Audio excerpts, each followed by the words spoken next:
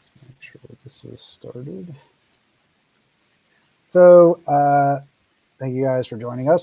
We're now in seminar 5.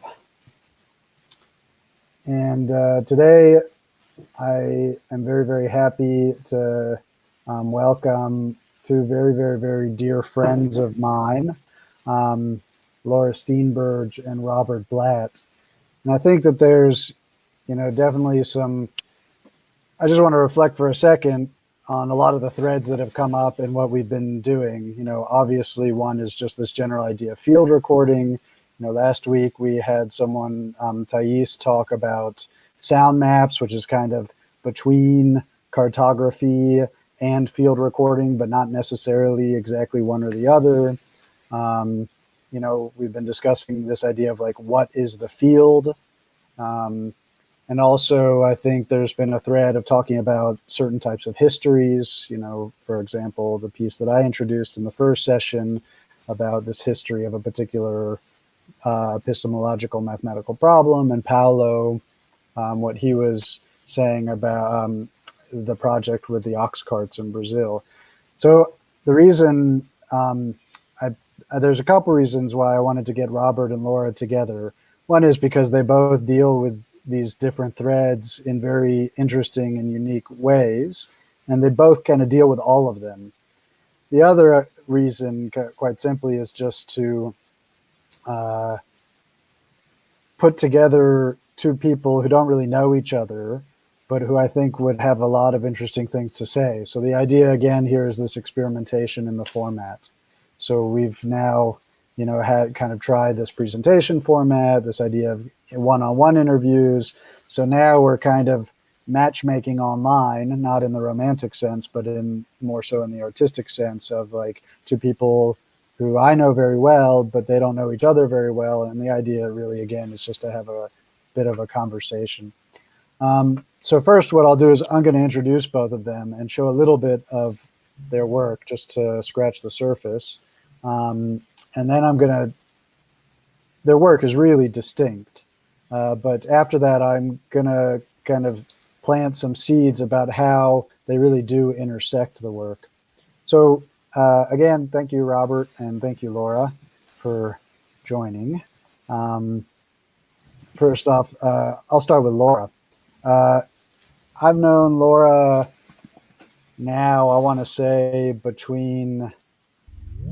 this must have been between 12 and 14 years since I've known Laura.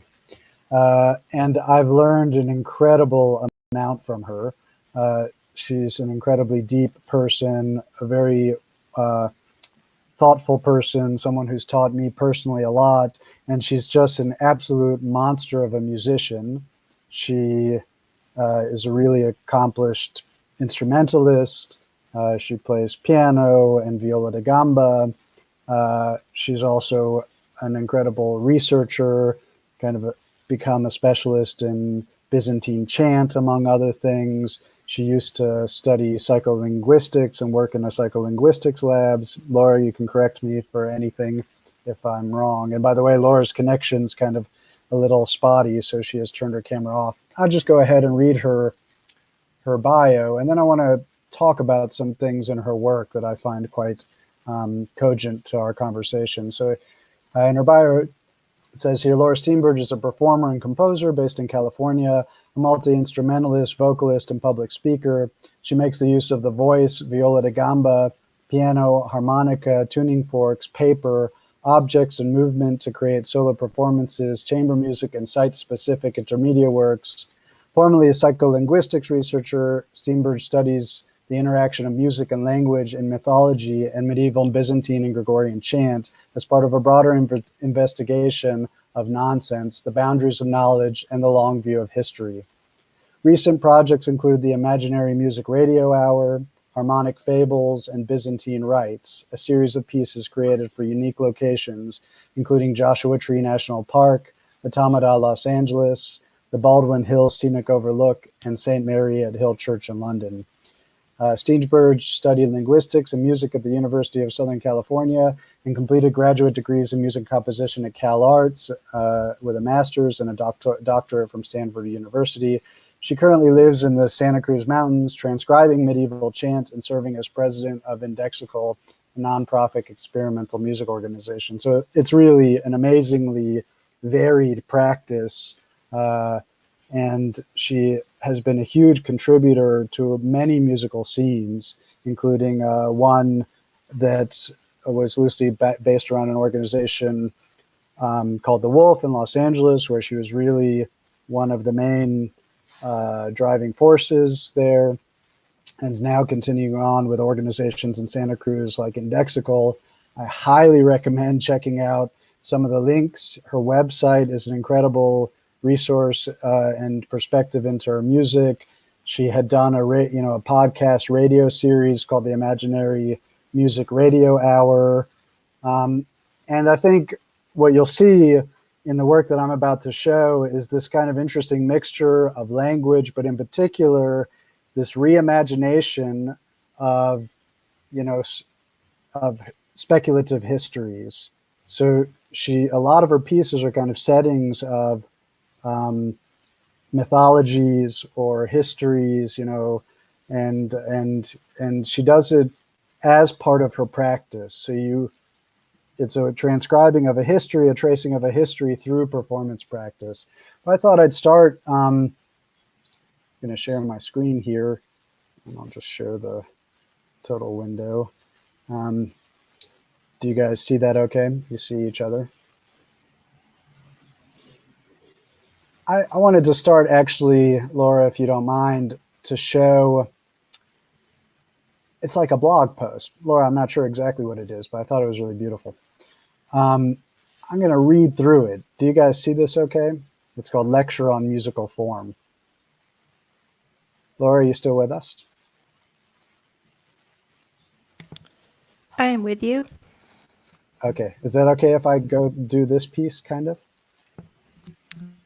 Sure. Okay, so this is a piece called Lecture on Musical Form, and I think it's an interesting kind of glimpse into Laura's thinking and how she uses found objects and also creates objects in the process. So it's a piece, I guess, called Lecture on Musical Form. As you can see here, there's a picture of a cabbage. I'm going to just read through it. The cabbage is a piece of music, but we can't see its whole form. If music was a cabbage, we would be able to see something like its shadow.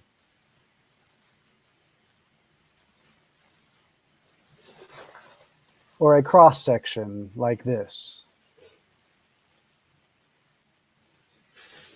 If all we can see is the shadow, how can we reverse engineer the whole cabbage? First, crumble up paper into a ball. Then wrap it around it, a white cabbage. Cut it in half. And paint it. If we stamp it on a piece of paper, how closely will it resemble that of the real cabbage? Pretty close, but not quite right either. For example, the geometry of the cabbage's leaves is not represented. In the same way, the form of music is difficult to fully comprehend due to the constraints of our experience of time. In the following video demonstration, I will cut a piece of paper and attempt to reveal to you the form of monody, a piece for organ by Olivier Messiaen. Because the music exists in a higher dimension with nonlinear time, in this performance you will not experience the real piece. Instead, you will see a warped 3D shadow form and hear the warped shadow sound. And I'm actually gonna let you guys continue on to the next part of the piece, which is this demonstration of musical form. This is one example of Laura's work, but I'm gonna show another piece here. I hope I still have it up. It's a piece called the Chant Etudes. And again, to bring up this idea of reimagined and speculative histories, when I first saw this piece, it's kind of this amazing representation of what it might have been like to form new instruments, like when early musicians were just playing with ideas. And she actually writes here, she says it more articulately than me, Chant etudes began by imagining a time deep in the past when the idea of a musical instrument was not yet fully formed. Each piece in the collection is for a different invented instrument that combines an instrument or mouthpiece with hardware store items such as metal or plastic tubing, compressed air, etc. So I'm going to play a little bit of this video.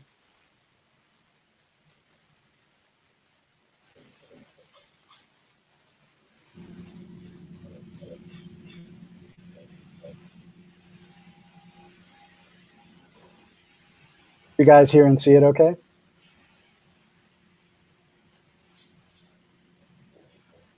Maybe someone speak, say yes, because I'm got it full screen. I think so.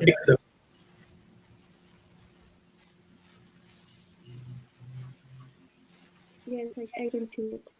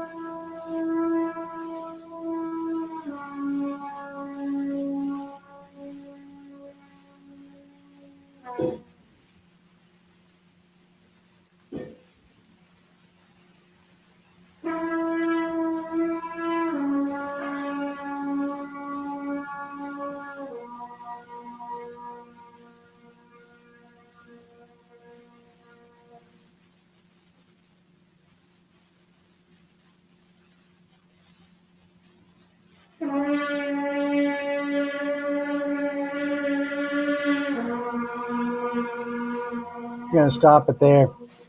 I think it's a really beautiful piece that, through performance, gives a glimpse into what people might have been doing when instruments were not fully formed.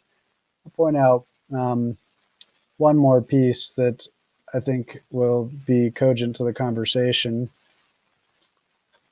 I hope I have it up. If not, then I lied.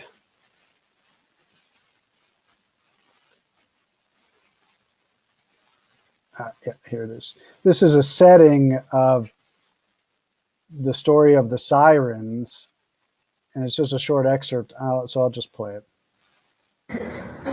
Jason and his Argonauts also succeeded in escaping death, but their secret weapon was not beeswax. Instead, they used Orpheus, the greatest musician in all the land.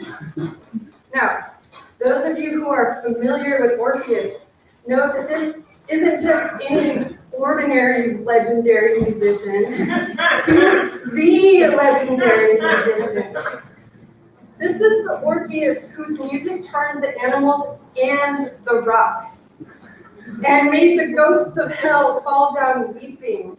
This is the Orpheus whose decapitated head kept singing as it floated down the river. So when Jason and Argonauts sailed by the Cyrus, it was this Orpheus who sang a song to mask the sound of the sirens. We would now like to present to you this version of the story. Caitlin will play the part of Orpheus, and Hunter and I will again play the sirens.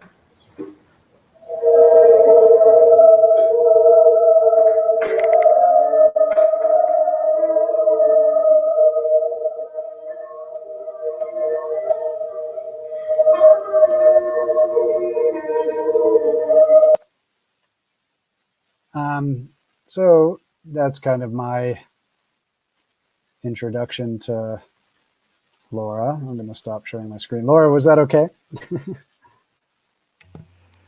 You are too kind, Mike. Thank you. Not at all. So now I'm going to separately introduce Robert. Very different and distinctive work. And I got to know Robert. It actually also met many years ago in LA, but we became very close recently at a residency in Germany.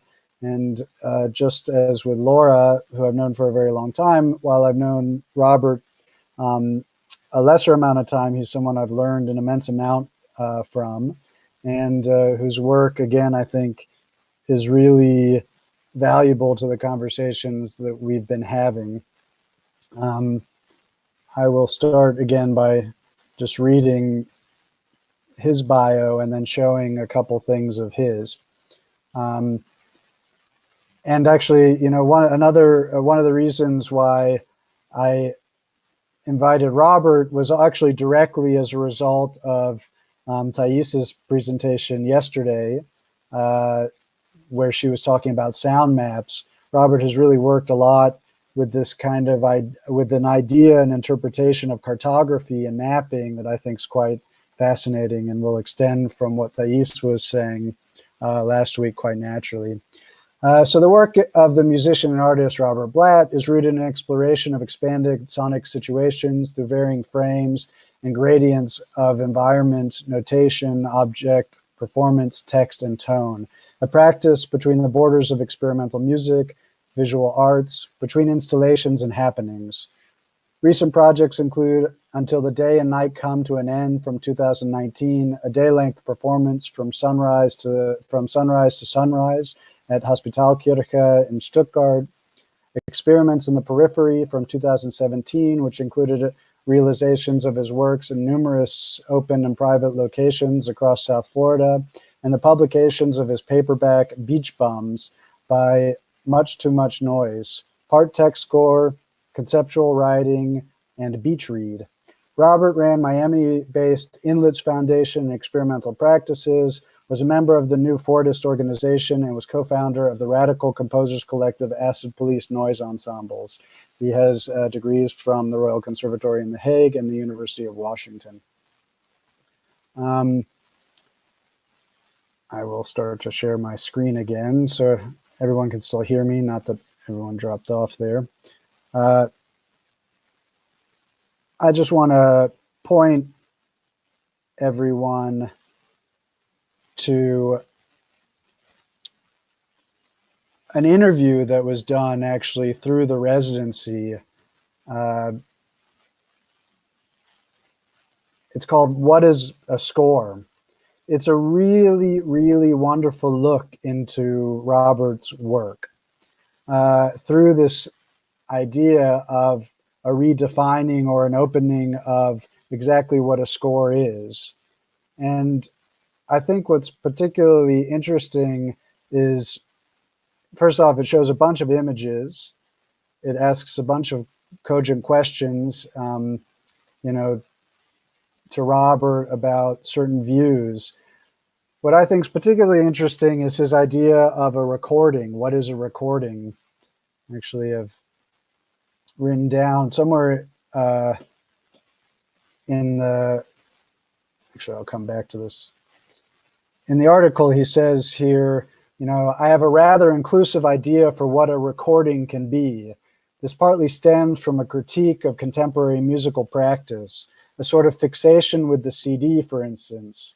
As a material, I think the audio recording can be a fascinating form to work with as an engagement with another situation for listening.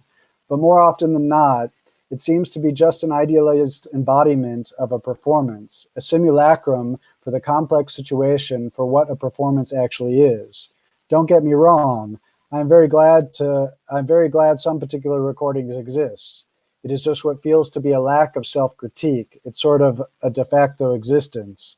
He goes on later to say, however, as the idea developed through the practice of making these somewhat odd non-recordings, I realized that they in fact were recordings, not abstract representations of a work environment, but just simply a recording as such. A recording, like a score, is always occupying some space between revelation and concealment, between abstraction and the concrete, a thing in and of itself, and a representation of something else. So I think this is very much in keeping independently with Laura's essay on musical form, you know, how these things kind of go through these translations and transductions.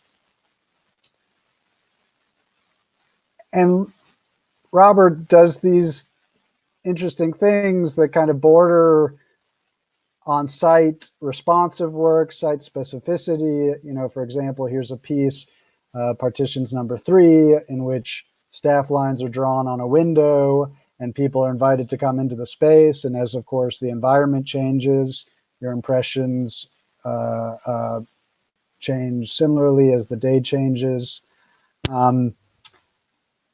He works a lot with text.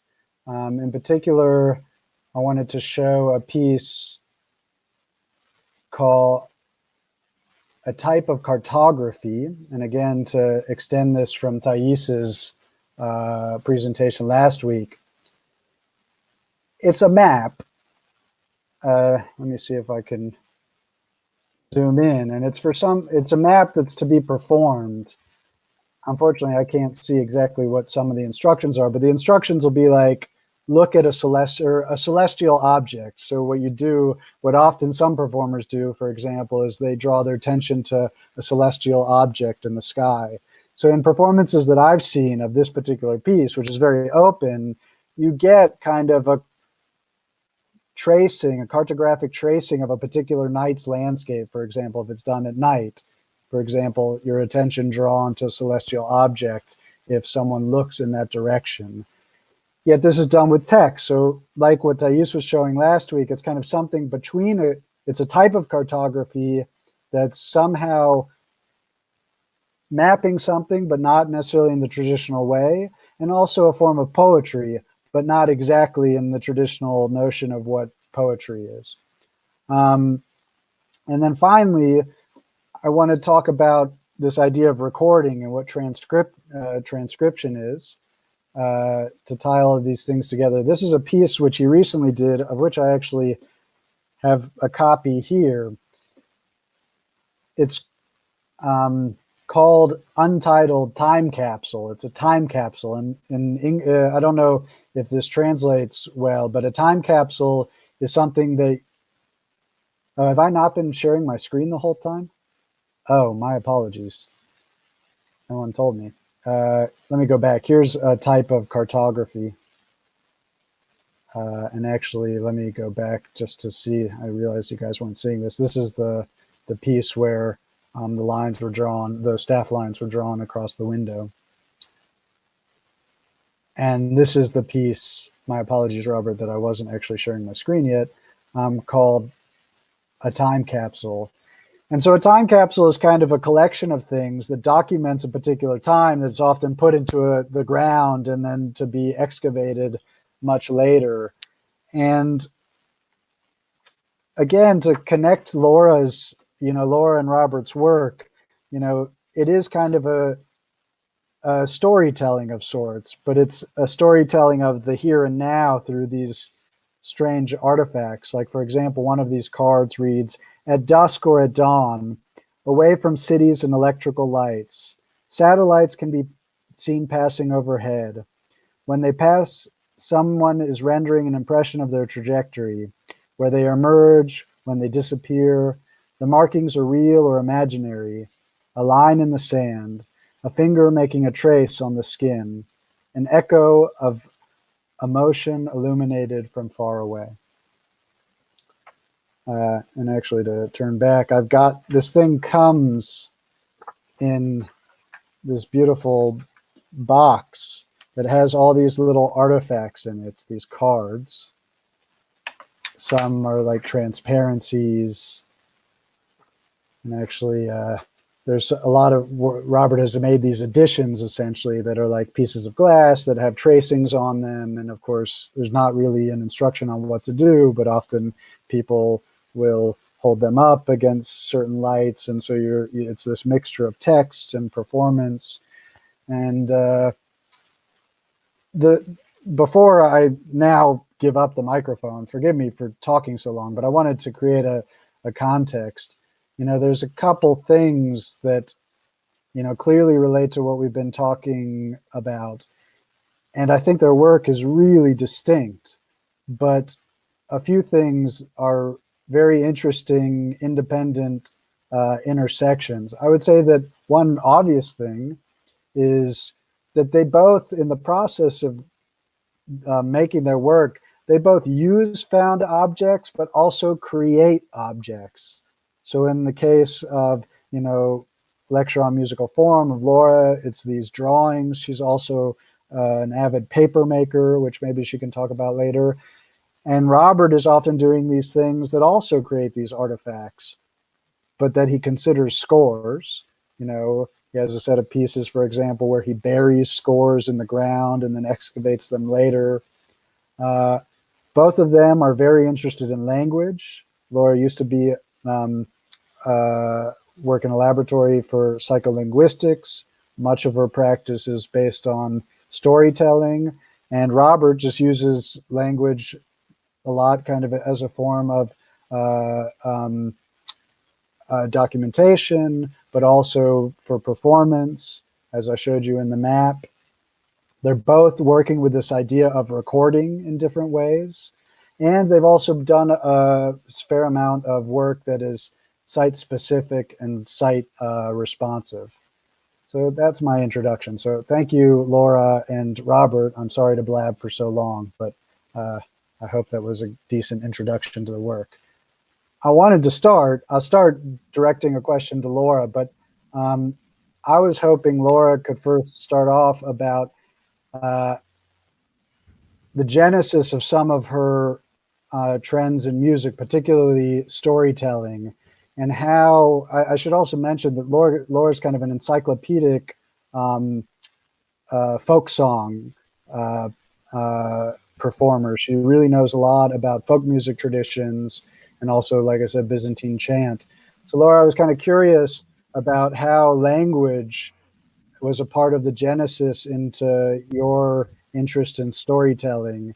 And similarly, then I would extend a similar question about language to Robert, how you interpret that into a form of cartography.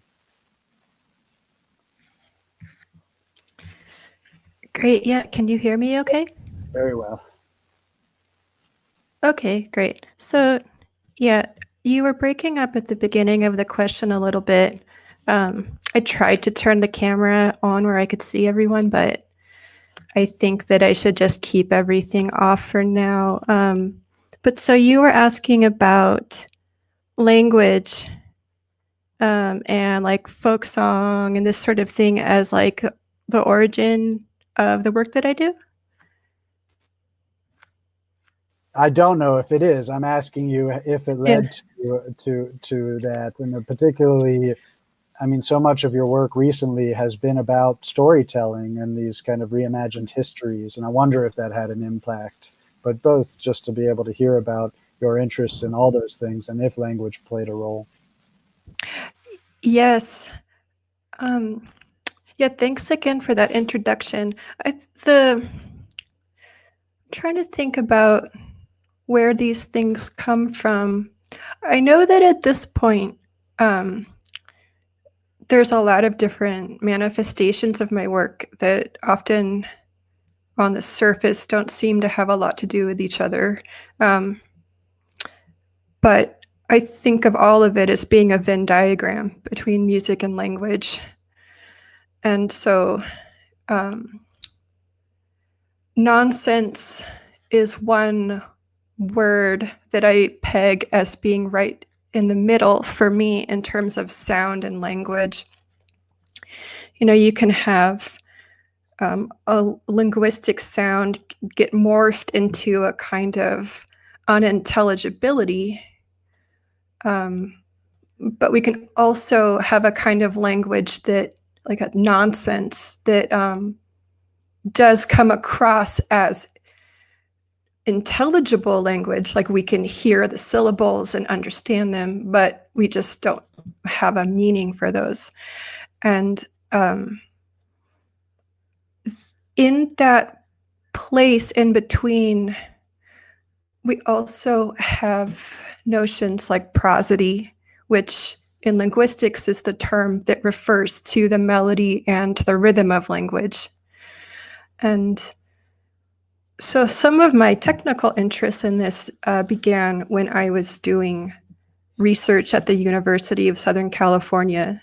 It was a language acquisition research lab. So we studied how infants and toddlers learn language. And the way that you do that is you invent some kind of nonsense language and you put it in some kind of context.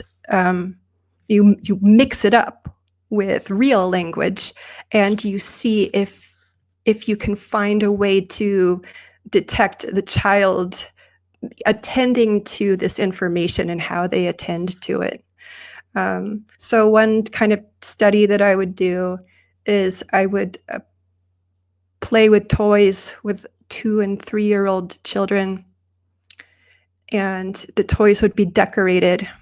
Maybe colorful tape was put on it to make it striped. So there would be a toy car, but it has all these stripes on it, and maybe a toy elephant that also has stripes on it.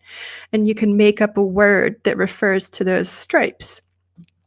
And the question is, how much other linguistic context do you have to give the child so that they understand that you're referring to a property of the object and not the object itself? Another kind of nonsense, it was more music-like with the very young children, with infants, is you just put them in a room with flashing lights. And I would be in the room next door watching that child on a TV screen, and I could control when these different lights would come on. And I could train this child that when they look at a light, they'll hear a sound, and that sound will keep repeating until they look away.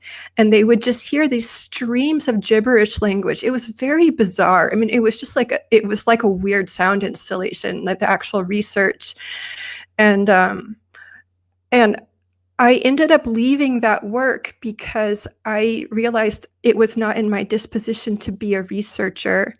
Like, you have to do the same thing over and over again for years. And what I was really interested in was the context. Like, what is the context of, what is it like when this child walks into the room? And based on that impression, they're going to feel more or less willing to engage with me in the first place. And so everything, so there's like, if you think about a research study or a piece of music as being like the piece, well then, but like, what is the piece nestled inside? How do you get to that place where other people are like engaging with you in that mental place where you are? And so another way that language overlaps with music is just by the ways that we talk about it. And the ways that we talk about music will change the way that we hear it. And so I'm also very interested in that. I think that's one, I don't want to talk too much more on this question, but at the same time that I was working at that research lab, I had finished a degree in music and was rather dissatisfied with the experience of like being in music for college, but I just ended up writing a lot of songs, and it's not something I do so much now, but just the way that music and language influence each other in these kinds of music that are very much built around words. And so where I'm at with that now is with the research of chant, which is, I think, really as in between music and language as you can get with a musical practice. And so I'm very interested in how the, notation, how linguistic properties show up in the notation as well as musical properties. And by looking at these records, and also like folkloric records and music that goes back, we can try to look as far back as possible to just see how, to see what happens with that Venn diagram and at different points in history, and how that information gets passed forward to the present through both oral and written traditions. And, what sticks around and how long does it stick around for? It turns out a lot of these things stick around for a very, very long time, and we can find evidence of the past through these elements that stick around to the present. And I think I'll pause there. Those are my first thoughts on that.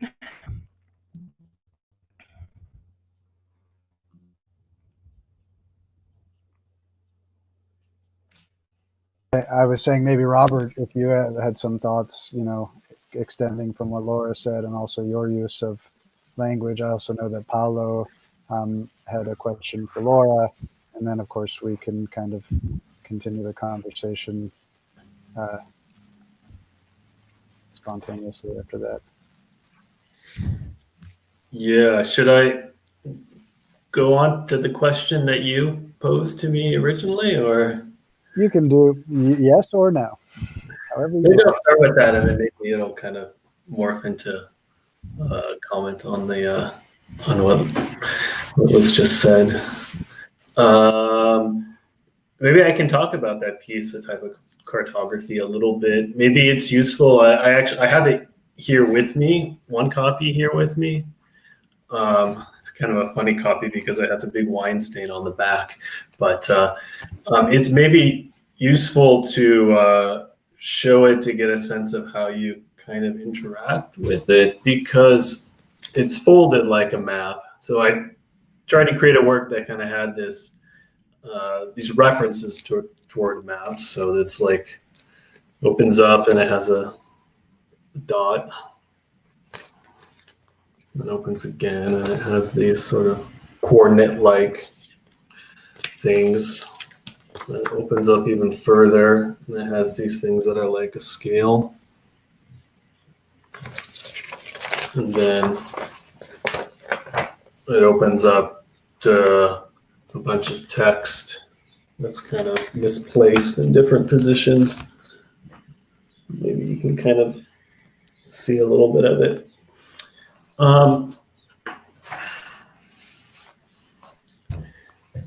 And so I wanted to create a work that had this connection where you would think of it as a map, but when you open it up as a map, it didn't really look like a map, and you had to actually engage with this collection of 100 bits of text. And for me, each text is a text score, but it's a text score that's somewhere between observation or proposition. Proposition being like a sound that you could make, or something, or observation being something you could look for, and also little things between that. And guess the sort of thing I'd like to say in its relationship to the idea of cartography would be that for me, a lot of what I'm interested in with a number of the text scores I write is not so much that they're about creating a sort of musical event that you are creating as directions for you to make sound, but they're more about ways of sensing the environment as itself being a musical experience, or just an aestheticized experience. And a map is a way for placing yourself in an environment. And I think a text score that is concerned with the idea of observation is also a way of placing yourself in the environment. And the idea with this piece is that you can sort of move between these different text scores and try to find ways to place them in different locations within any environment you may be in, or try to locate them. And it's sort of a way of interacting with both the environment, the world, but also with your own perception and its engagement with language. And I guess maybe what I would like to say with that is, or like kind of like tie in with that, is this idea of how kind of, the place for the audience within these sorts of artistic experiences, where it's the musicians are, like in music, the musicians are important, but also the environment, the audience, all these other contextual elements. And I think that kind of touches along a little bit of what Laura was saying as well,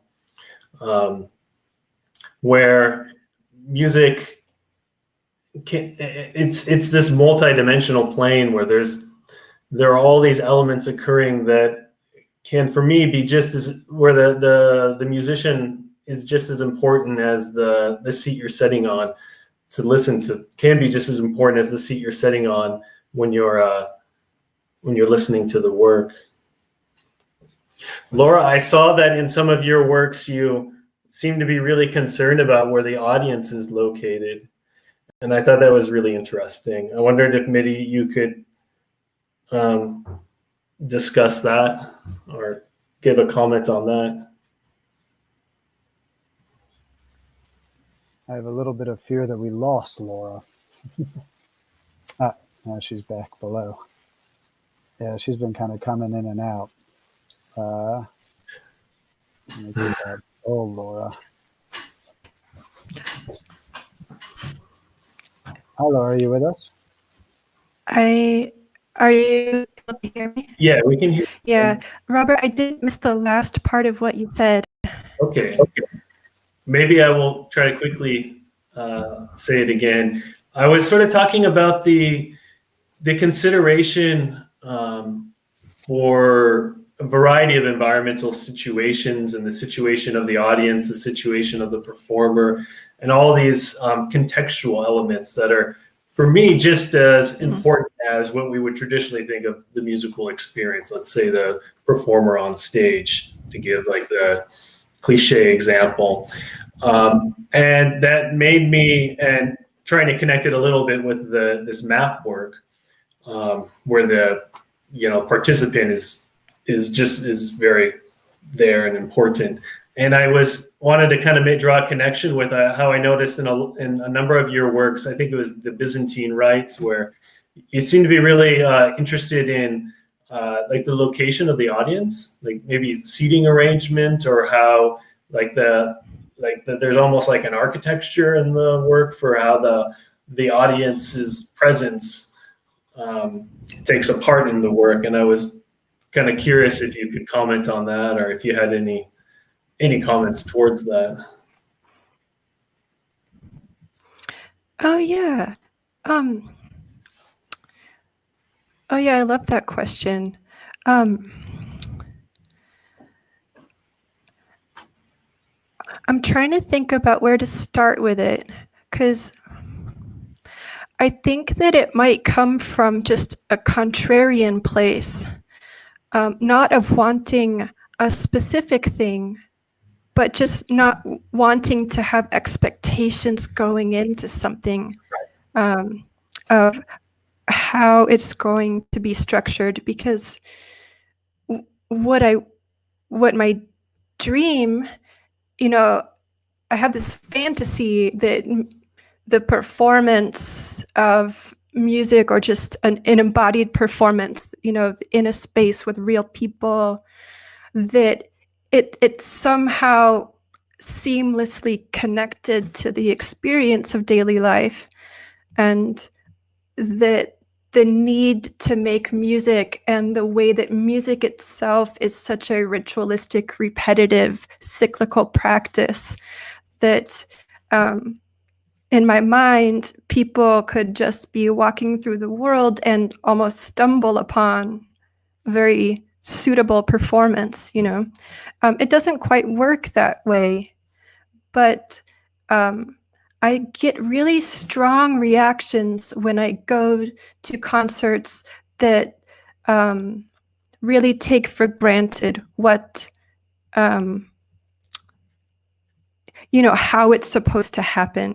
And this is a little bit different than what you were asking about, but I keep thinking about standing ovations at concerts, and also what happens when the performer finishes. And my experience of this is of watching someone bow and then they walk off the stage, and then they're going to walk back on the stage, right? And they're going to keep walking off the stage and then back on the stage.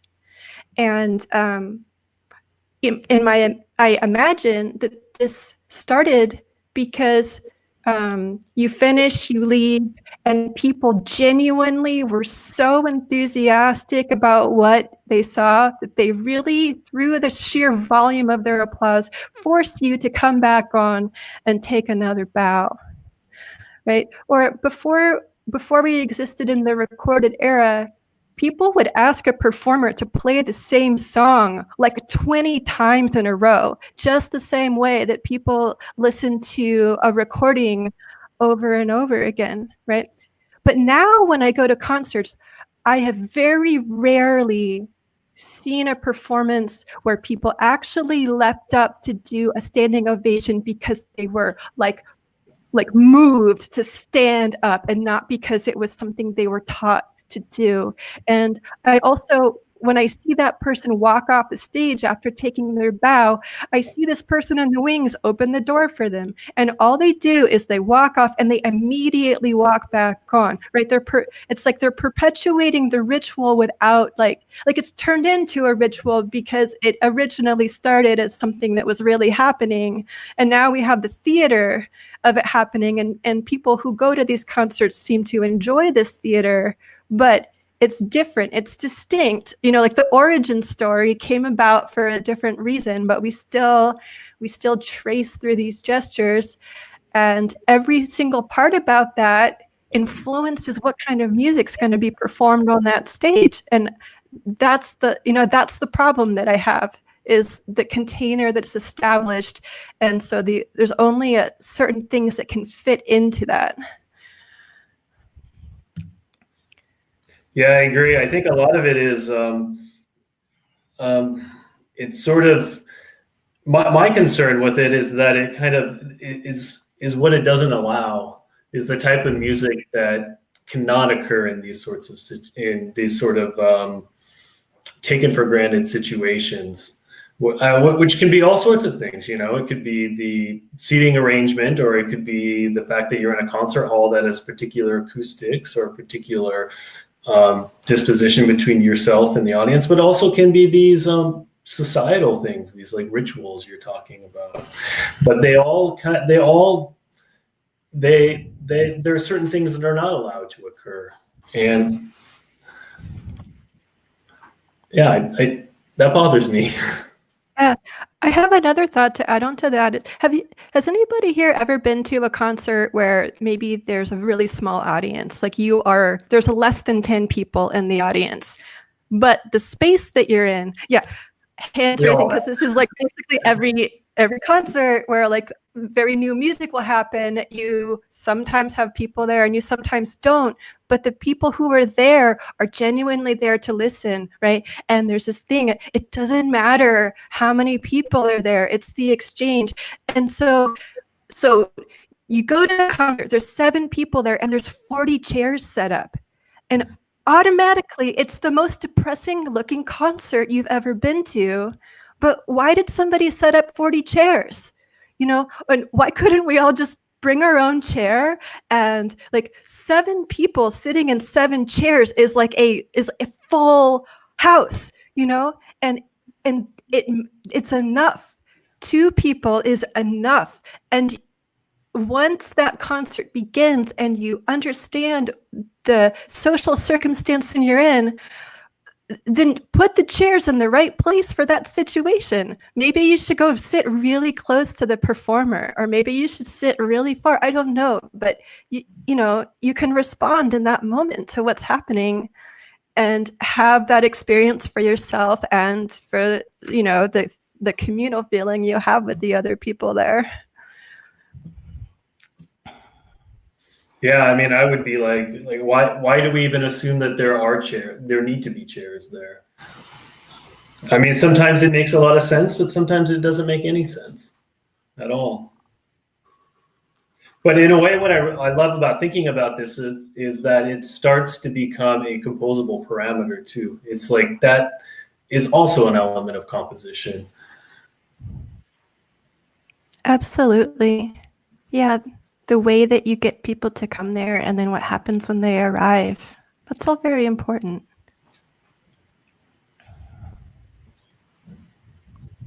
Where should we go from here? I'm kind of curious what Dante's question. I have a bunch of questions. Let me just finish taking a note here, because this one will also go into the.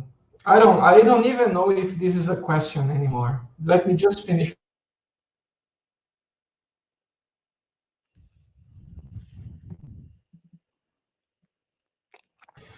Yes, well, sorry, it will probably take me a long time to try to, because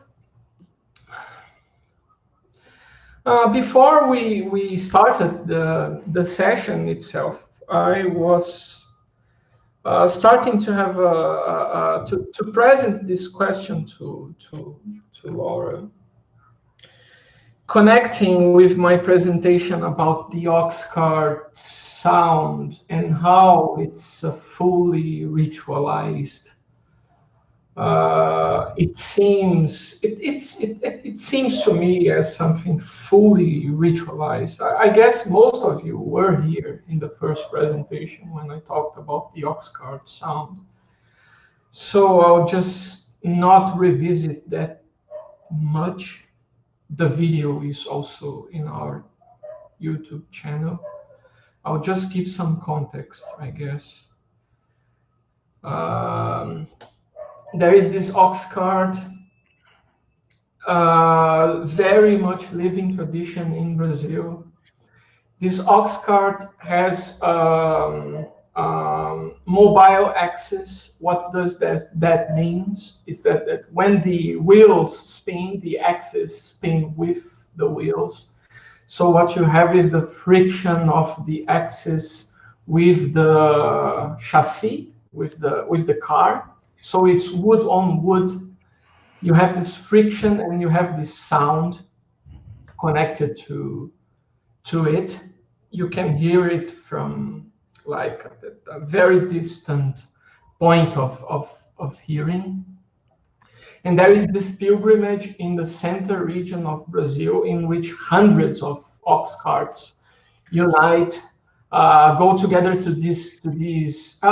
Basically, it's a religious, I will call it ritual. But now, starting with my question, why do I say I would call it a ritual? Because actually, it's like it would be better to say that there are hundreds of rituals happening together in that situation, right? And after the fact, I got to understand that sound and that practice of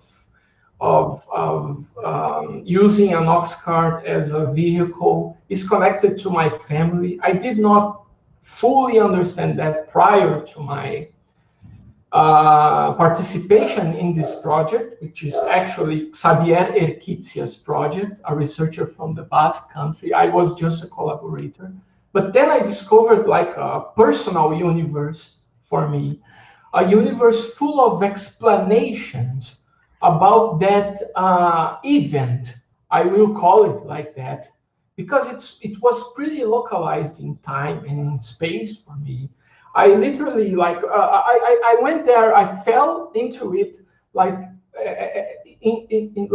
as if I was dropped with parachutes, and then I had to make some sense of that absurd situation.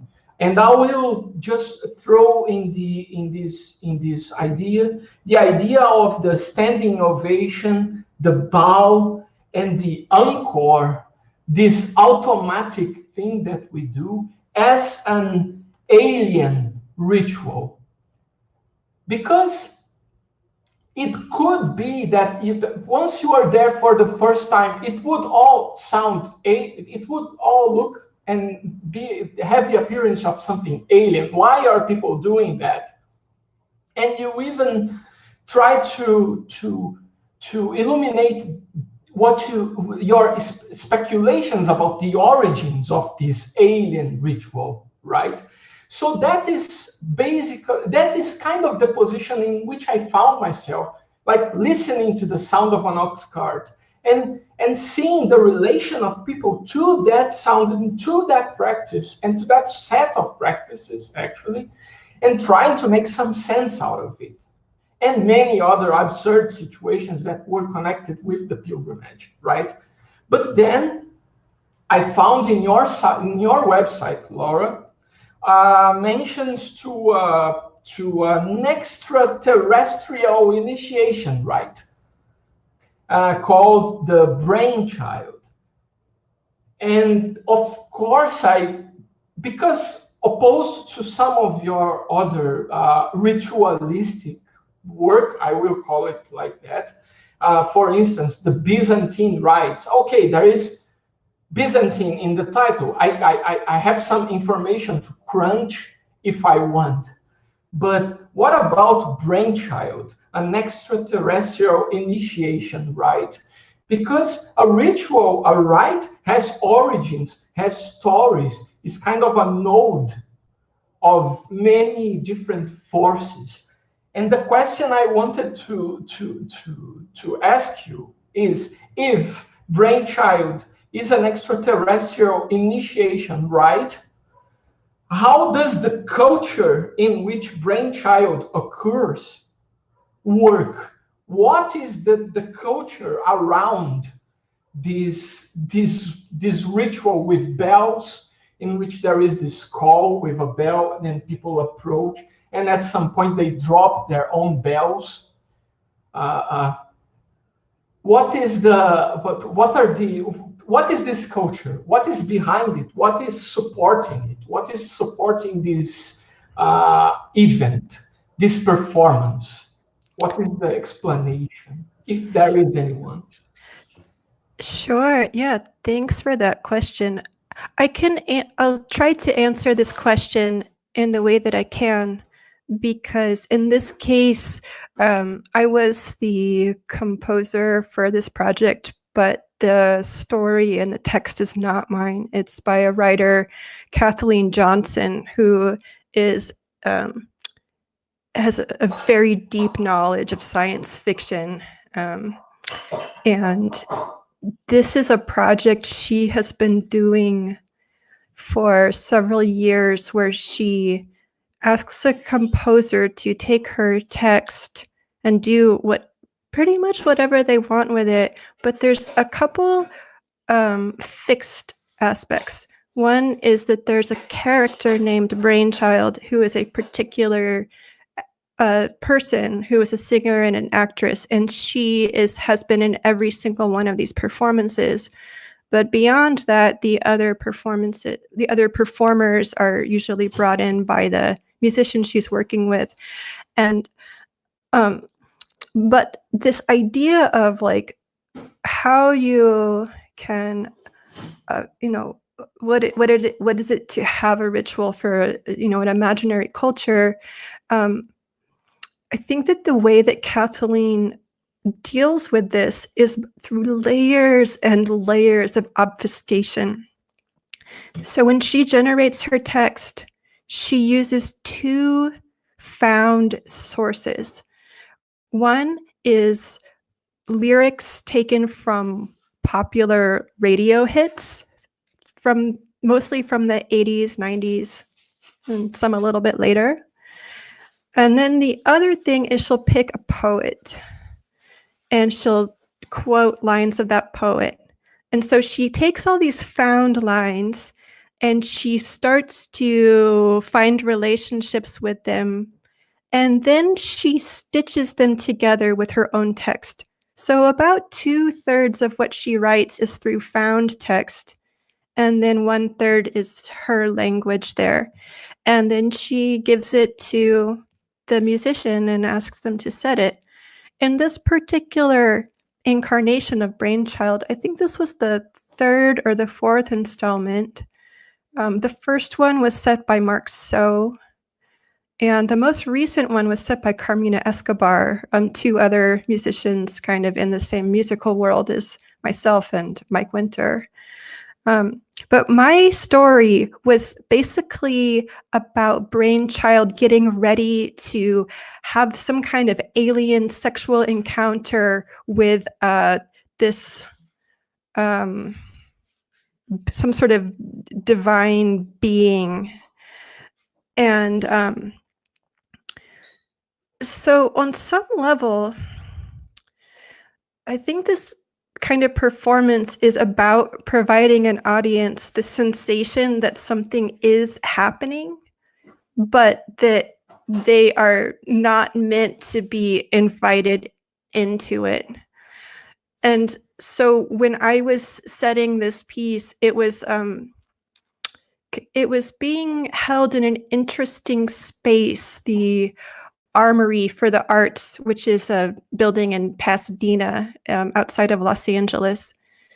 And the audience was mostly above, like there was a two-story kind of thing. And so, the piece was kind of designed to move the performers through like both levels of the space and to have visual elements that were available by looking down from above, as well as from the bottom floor. And so one of the elements was that the score that the musicians were singing off of was really, really big. And it was made to be so that you could read the words if you were standing above on the balcony and looking down. And this is inspired just by like medieval chant books, where people used to gather around one big score instead of having one smaller thing. And the bells instantly make people feel like there's something kind of ritualistic happening. And so there were these certain tasks that had to happen. And for the Brainchild character, her training for this fictional ritual, this preparatory ritual, was that she had to have these bells dangling off her arms and learn how to walk such that the bells didn't ring.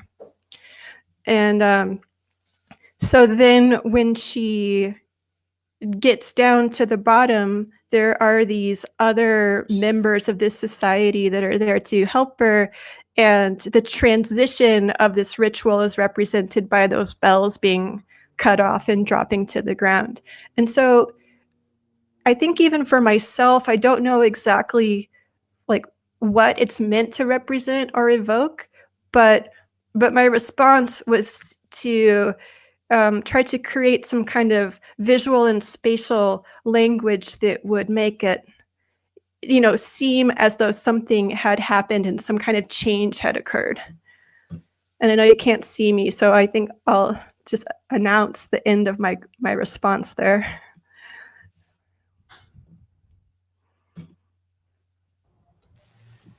Yeah, it sounds like as if you were allowed. It reminded me actually a lot like vividly of witnessing in Bahia, which is a state at the north of Brazil, witnessing an extremely beautiful candomblé ritual. I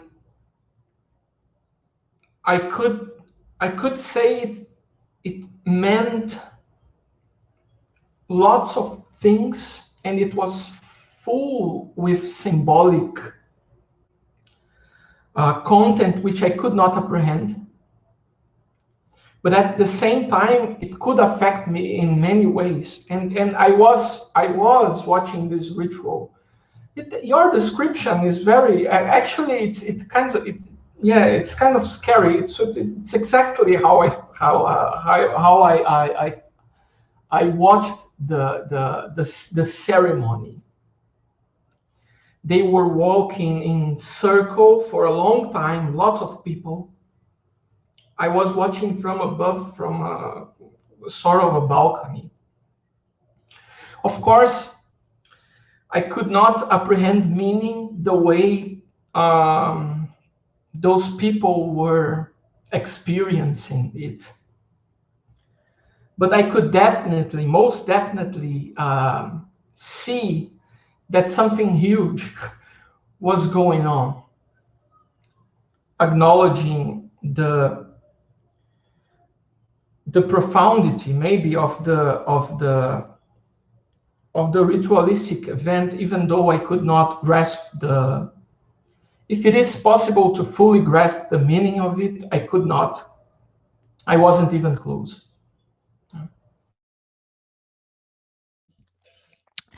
Yeah, it's an interesting question about meaning, and I think I'd like to respond again to what you were just saying, but also maybe pivot this towards a question to see if Robert has any thoughts about this.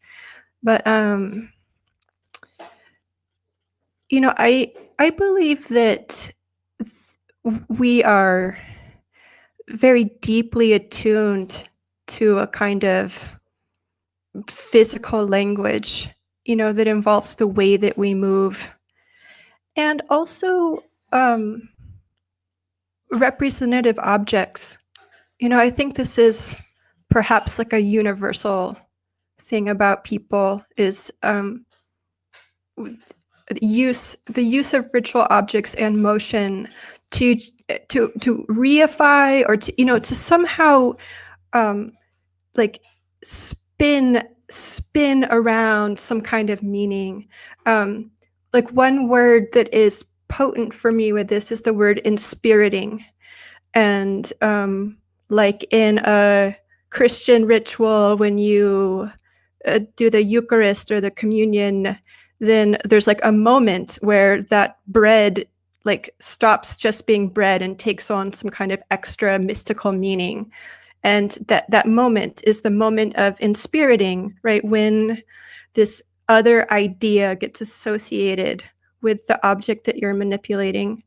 But I think that it can go both ways, right? I don't think we have to start with the words and then spin the ritual out around it. I think that more often than not, the lived experience that we have of growing up in a culture and witnessing the actions of other people is that we actually see all of these other elements first, and then later we come to understand what they mean, if we're curious, if we want to find out, or just if our culture demands it of us. And but that sensation of, I feel like something meaningful is happening, like meaning is happening here, even without me knowing what it is. It just makes me come around to a general question of like, how do ideas, like, and how does meaning get embedded into sound practices and time-based practices? And I know in my experience, for some musicians, the question of like what meaning is legible from a work is just not relevant, right? One of the wonderful things about music is sometimes we can just let go of the search for meaning and just experience sound. Unfortunately, that is not the kind of musician that I am. But like, I'm curious, Robert, if like you have thoughts about how like meaning and action engage, in your work, or if that's the wrong question, if you could maybe like find the right question out of that. Oh, no, no worries. Thank you. I think for me, I'm not so much interested in meaning, because really what I'm more interested in is creating a situation where diverse meanings maybe could be found, where there's not like one meaning at least. And creating works where there's an ambiguity built into it, that meaning is more arisen through personal engagement rather than myself as the artist trying to tell you something, but more about like a constellation of ideas and how those constellations can bring about a variety of different meanings. And to tie that into ritual, I think ritual can have all sorts of meanings, but for me, what's really interesting about ritual is that it often is not so much a thing to watch as much as it is a thing to do or to be active in. And I find that a really interesting way to think about music, where music is not so much about observing it, but about participating within it. Would you say that beach bums is then a ritual? That what is a ritual? Beach bums. Yeah, or at least, I mean, that work is very much tell them what it is first. I mean, I think I showed it very briefly, but if you have a copy, maybe show them. Yeah, I do have a copy. I set a bunch of things out on my desk, and that's also there. I mean, the idea. I mean, it's a book. It's a paperback book, and it's similar to the map work in the sense that it's just a collection of text scores. But it's not a work where it's like I would never really design it or think about designing a situation where like you would go to it as a concert. The idea is it's in a paperback form because it's like a beach read. It's like a cheaply produced book that you can take with you and read at the beach. But each page is itself a text score for something to do at the beach. But these actions are often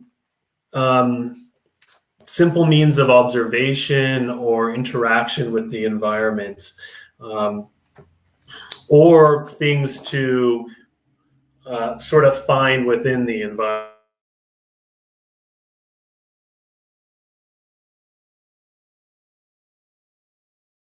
Looks like we lost Robert. Scores in the work occurring at the same time, and you're just one of the many like instances of the work occurring. Yeah.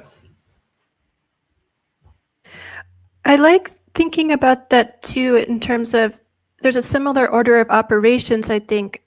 If we think about meaning as a sensation, and that in music a lot of times there is a way of acting before understanding, right? You just have to like keep practicing something, and then the residue that builds up through the repetition ends up like having this sensation of, some kind of reality or but like maybe it's only knowable in hindsight, or like after having, begun the act.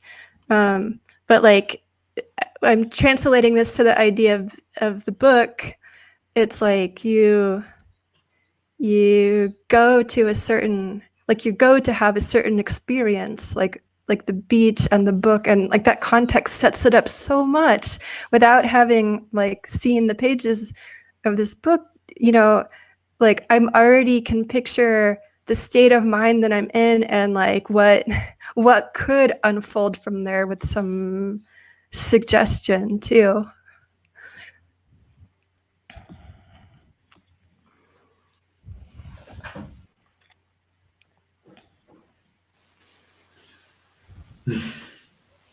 Does anybody have any questions? Not from Paolo and I have plenty, but give the opportunity to others if they have something specific they want to ask.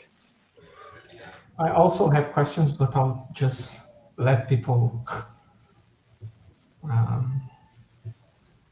show their own questions prior.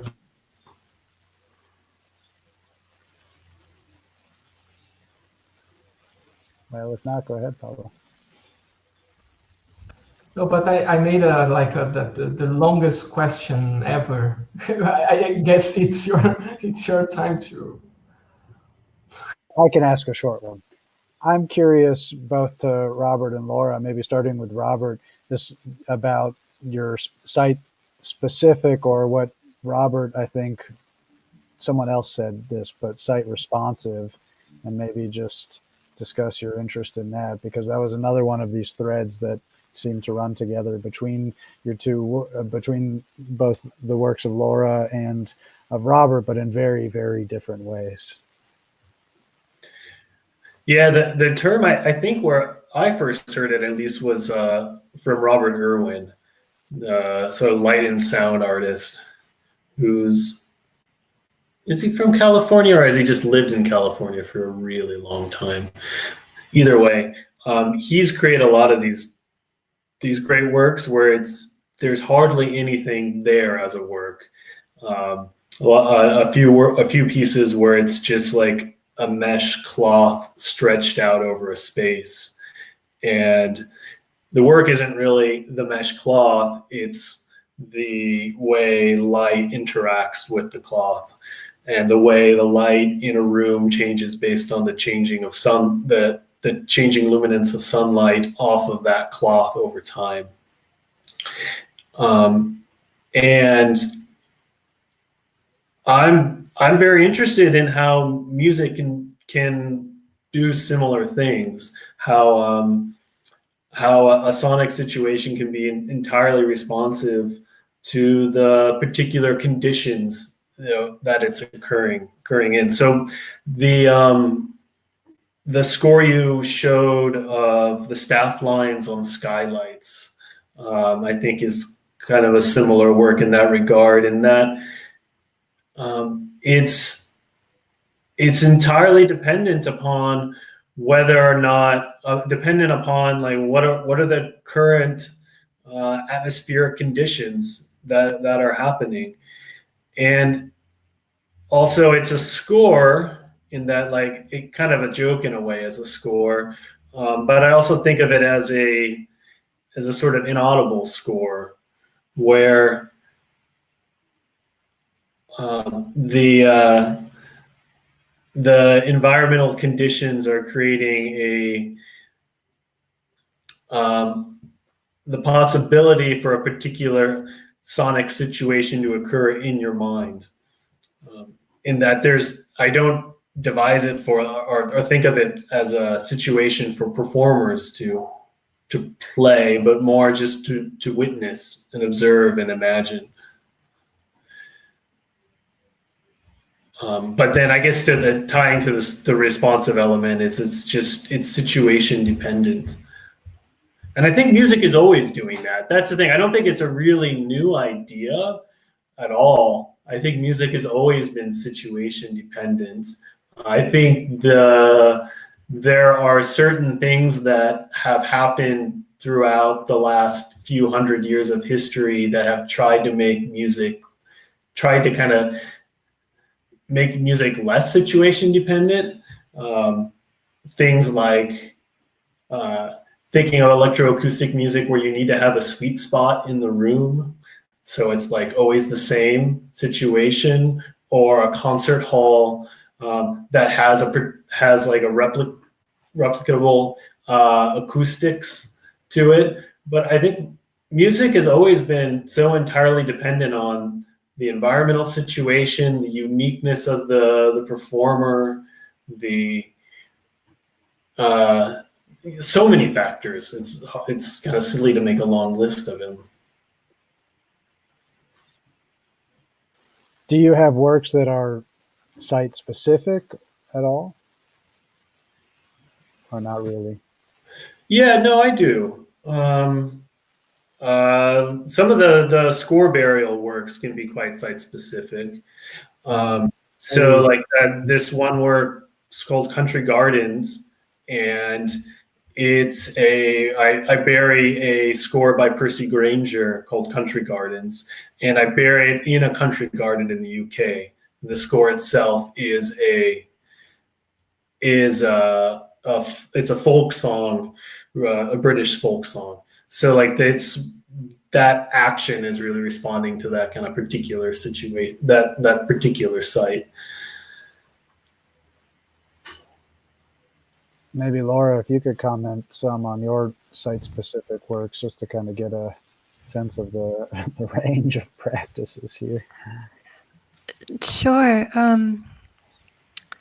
I think that the series of Byzantine Rites pieces that you mentioned earlier are the most directly site-specific pieces.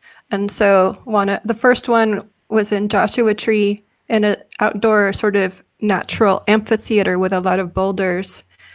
And so in order to perform that piece, I showed up with 3/4 of a plan, but I didn't know how the piece would be staged and exactly what the proportions of the different elements would be until, I could be in that place and decide where to stand and what to do that would best make the presence of that place, palpable, and to make it clear that the piece is like responding to that space. But if there's more to say on this thread, let's go with it. But I'll also add here that this is making me think about a sort of tangential direction with this that relates to wagon wheels and cartography and some site-specific historical kind of thoughts to share as well. Take it wherever you like, Laura. Well, something I did is I have some images that I would like to share, and so I think that this takes a little bit of negotiation because of the problem with my internet right now. But I wonder if it would work if I were to share my screen and show some images. And I'll just talk a little bit first.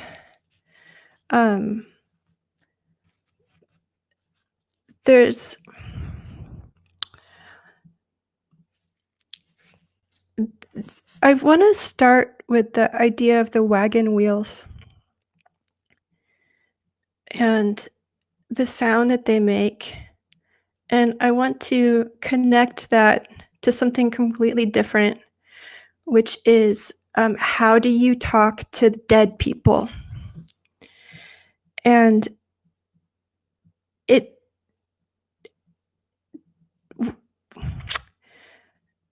I read a book about necromancy in ancient, in like the Greco-Roman times.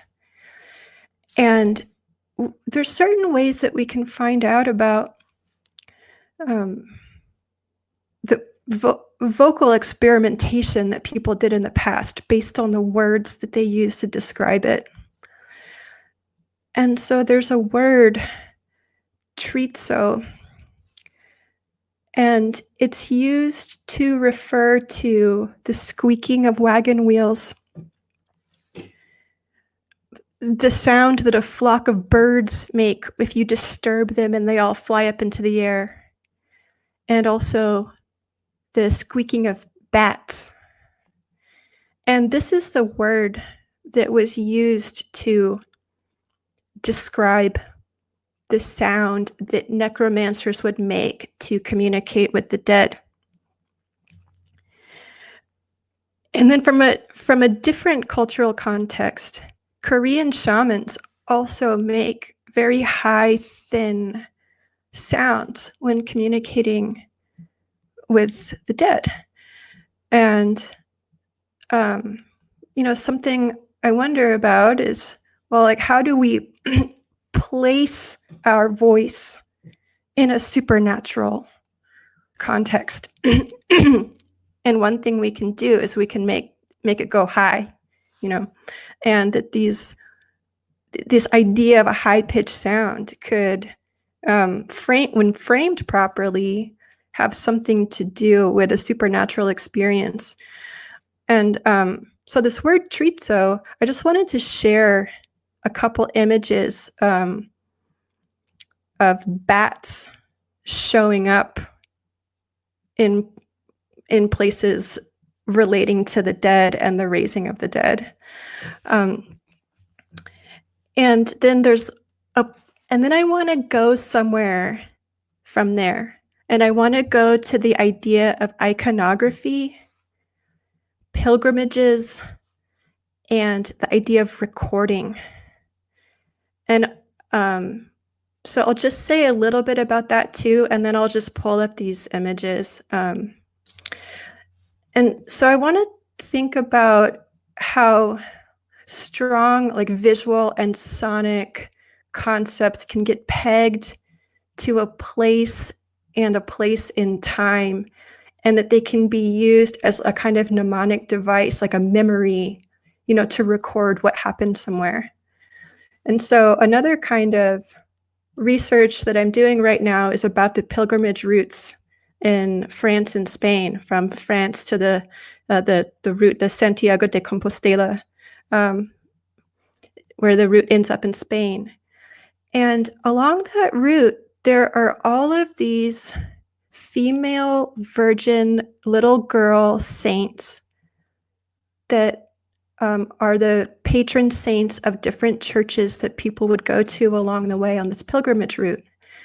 And they're all basically the same person. This is a fictional saint person whose story is that they stood up and proclaimed their faith and they were killed for it. And the story is usually like they were burned, but then the burning didn't kill them. And then they tried to chop off their head, and eventually, this person was killed. And then there's something with a bird. And in one case, the bird will fly out of the mouth of the saint, or in another case, the bird will descend. And these gruesome, bloody stories had a function. They had a they were trying to persuade people to travel into Spain for the Crusades, but they construct this whole elaborate, these musical performances and all this iconography, and they travel on these pilgrimages that have all of this embedded language that's trying to encourage other people to die for the cause and to go fight in this war. And so the third, I know I'm going on a really long tangent, but the third place I want to go with this is just the idea of birds and recording, and the ways that we think about sound and memory from the past. And so the other pictures I want to show you are of Saint Gregory. And Saint Gregory was dictating a sermon, a homily, to his assistant, but he was hiding behind a curtain. And what he would do is he would talk for a while, and then he would be silent. And then he would talk for a while, and then he would be silent again. And this scribe got curious and peeked through the curtain, and there was a bird in there. And St. Gregory, whenever he wasn't talking, the bird put its beak inside the mouth of St. Gregory. And then the bird would take its beak out of the mouth, and then St. Gregory would recite what the bird had just communicated to him. But the weird thing about the iconography is it doesn't show the bird in his mouth. It just shows the bird kind of whispering into his ear. But so I want to this is a kind of a big idea, and I'm sorry that it took so long to put together, but I just want to think about the ways that supernatural components have this function of place memory and of experience memory, and that they're representing this through their strangeness and through how memorable they are for being unusual. And so I'm kind of curious if other people have thoughts, with this idea of cartography and memory and action and image, and how these things, what the arts, what ceremony, what performance, what ritual is doing to these places. So that's the end of my thought, but I just want to pull up, let me find a couple of these images to show. So I think maybe I can share my screen here.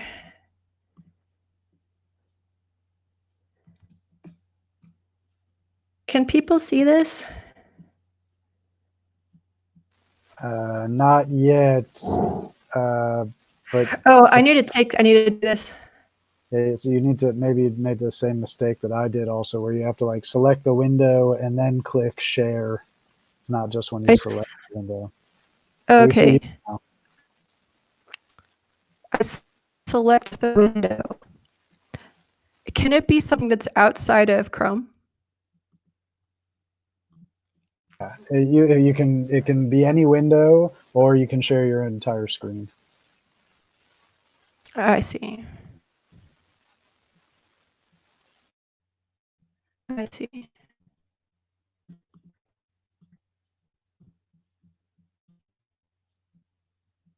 Yes, we can see that. Yeah. Right. So this is the three fates, and they represent what was, what is, and what is to come. And in the mythology, they exist at the threshold between life and death. This is just a picture of costumes from a play, and I can't for the life of me figure out why there is a bat in that picture. But this is from, I think, 17th century. And I can show also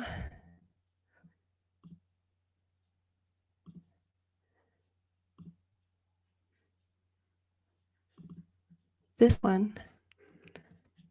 Does that one show up, or do I have to select that one too? I think if it's in its own window, you have to reselect the window. Mm-hmm. Yeah, now we see it. So here we have the Witch of Endor, who's a biblical necromancer, and she has raised a ghost who is halfway floating out of the ground. And it's not the best picture, but there's two bats floating above the head of that ghost. And so I can see somehow this idea of a bat connected with death and the threshold between life and death, it's placed there as some kind of memory marker. Now let me show you a couple St. Gregory's too.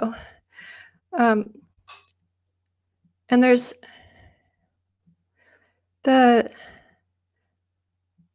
Here. What's a good one? I bet I can open these all in one. Okay.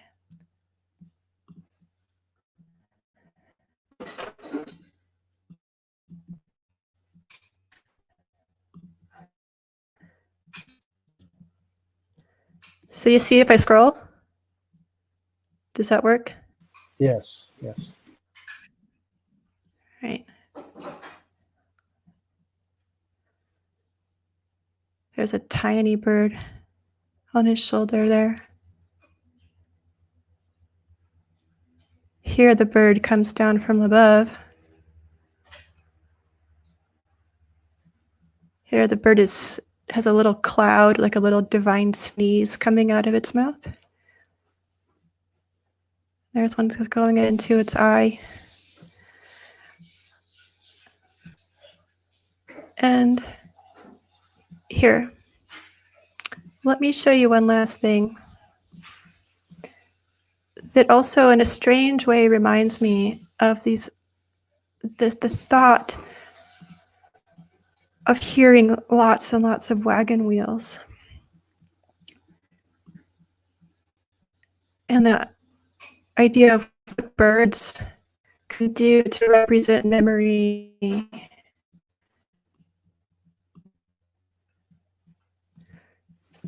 So on this image, there's this big bandstand, and at the very bottom of it, there's a tiny picture. And let me show you what that picture looks like.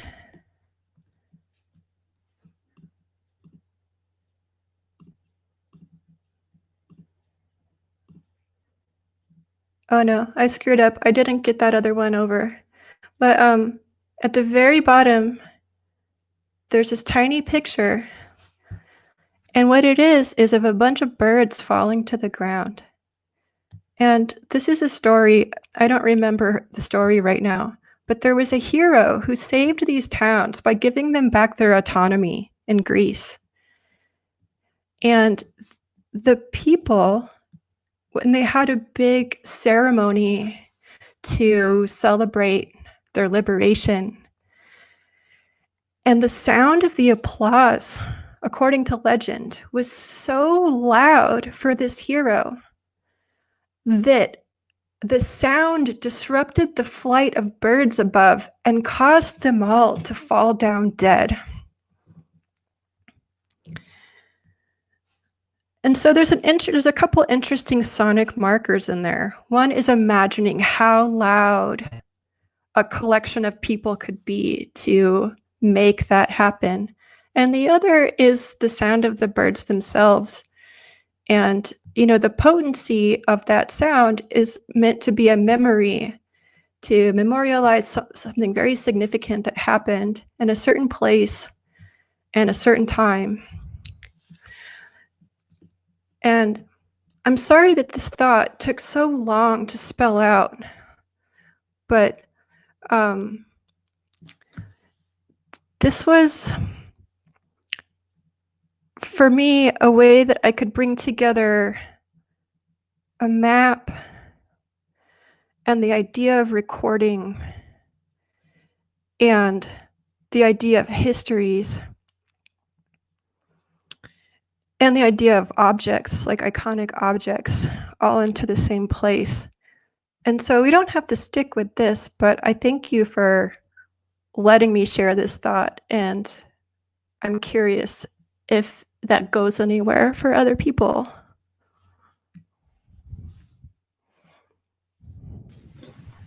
Super interesting.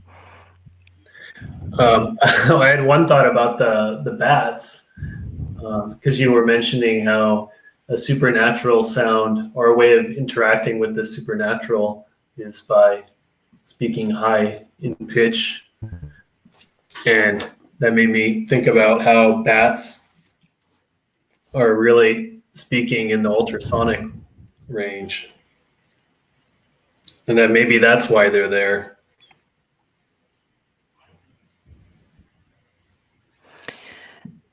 Yeah, yeah, yeah, most of what we don't hear of bats is literally in the beyond our senses. Yeah, I love that.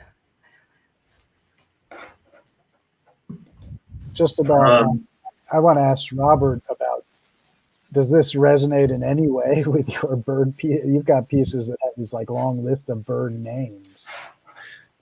Yeah, I was just thinking about that too. Yeah, maybe I can Not related, but kind of an interesting connection. Well, I mean, I think maybe what a connection there that's meaningful to discuss is, I mean, I've been working on this, essentially it's like this opera for the last 2 years off and on. And it's kind of has to deal with, I mean, one part of the work deals with these just small elements of the first word of a whole list of bird names that are located in Maverick County, Texas. So a very particular location and chosen for its particular relationship to the word maverick, and a whole slew of connections there, some related to music and some others. But another element of that work is this essay, which is essentially an essay about that list of bird names. But in it, I'm trying to trace a sort of history of bird song in music. And part of that reason is, so this work, which is the list of bird names, it's like 80-page long text. Maybe the easiest way, how do I share? Let me share my screen. I think I can figure that out.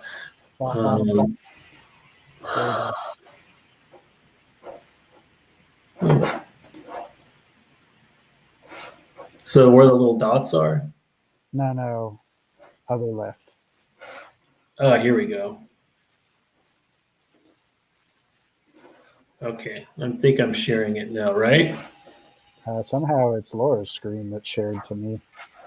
I guess only one participant can share Laura, maybe you need to stop sharing at your a time. So I guess Laura has to stop sharing. Oop. Laura,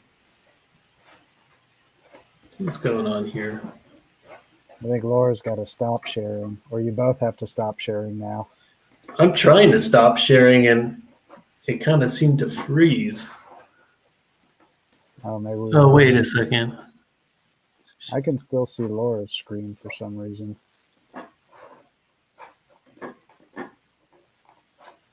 Laura, are you with us? Can you hear us? Now we cannot hear you. Yeah.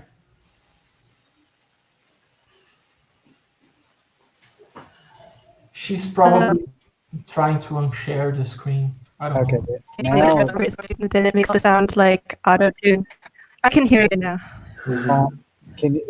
are you still sharing? Like, what happens if you click your share your screen button? Because your little avatar is a screen now and not the L. There we go. Oh, wait, now we see your screen now. Am I sharing a screen now? Oh, yes, now it's Robert. Okay, good. Okay, great. Okay, moving on. Okay, so I just wanted to really quickly show this work. Where is the, yeah, here we go. So just because it's easier if I show it than if I try to describe it. So it's a list. So first page, common, second page, least pied-eared, third page, American brown. And each of these are the first word of a common name of different birds in Maverick County, Texas. And they were taken from this birdie pamphlet I found when I was driving through Texas. And for me, this list is really a recording of this region through these list of words. But for me, what's interesting for it being a recording is that through the sort of conceptual restraint of generating it, all sorts of strange connections are made. You get through the combinations of these words, which are intimately connected with something specific of the region, but also these like sort of metaphorical connections. I mean, you get things like wild, Northern American, like some really dark stuff, like here, a mountain black, American snowy, semi-palmated kill. So you get these weird connections, and you also get this sort of trace record of a region as well. So for me, this sort of list is also a type of recording, a record. And what I'm going to do, whoops. I'm going to stop sharing now if I can manage to do that. Yeah. And in the process of writing this essay, which is like a sort of response on that list of words, I kind of started exploring the history of birdsong within music. And let me see if I can find a couple and this essay is a collection of 103 different entries. Each entry is either a quotation or a paraphrase or a work of writing of my own. And find a couple interesting ones here.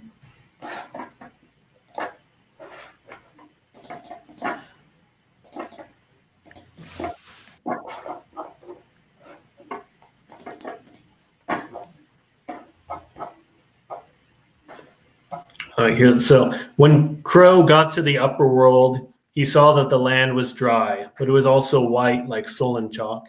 Crow spread his arms to become like wings so that he could fly. He quickly found dead fish which had been left on the land. Crow started to eat the fish, and he forgot all about the people in the lower world.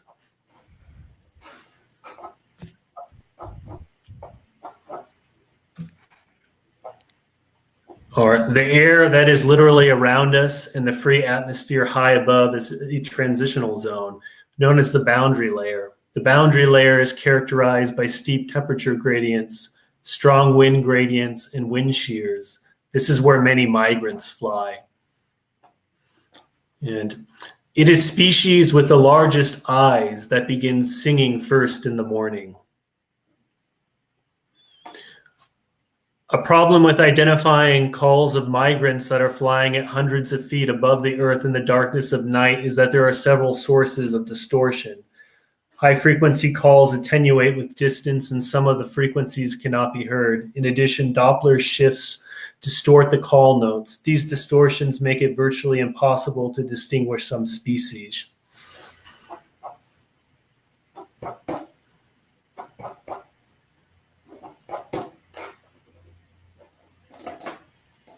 I'll end soon, but there are a couple more a couple more relevant ones that'll be good to read.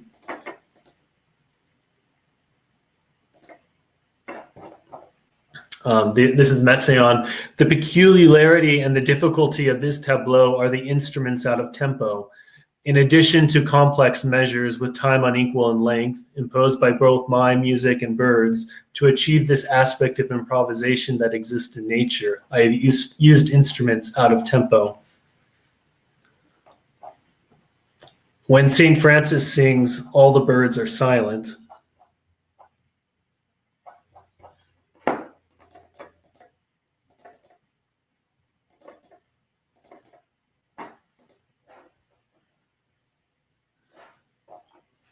Although to this date there is no trace of a manuscript collection of bird songs by the composer Amy Beach, in order to trace a possible mythology around her music as simply recordings of the birds of New England, her article Bird Songs in the Designer Fashion magazine from May of 1911, thematically subtitled Our Back to Nature number, includes several transcriptions of bird calls.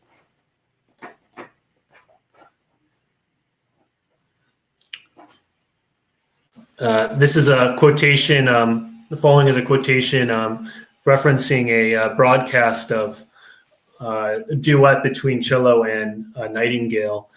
Underneath the tree was placed a magnetophone with a dozen or more accumulators for providing the power necessary to transform the notes of the bird into electrical current.